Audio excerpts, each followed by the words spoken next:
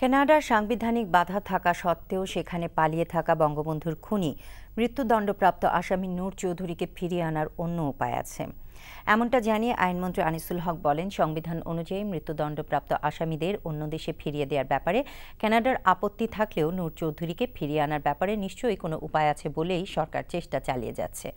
বিচারকদের একটি প্রশিক্ষণ কর্মশালার উদ্বোধন শেষে আইনমন্ত্রী সাংবাদিকদের আরও বলেন, প্রধানমন্ত্রী দেশে ফিরলে এ ব্যাপারে আরও জানা যাবে।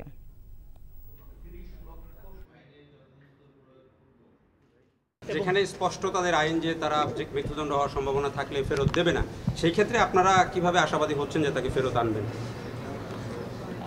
এটা হওয়ার নিশ্চয়ই কারণ আছে, সেটাই আমরা যেহেতু না সব ব্যাখ্যা এখন দেওয়া সম্ভব না আমার জানা থাকলেও।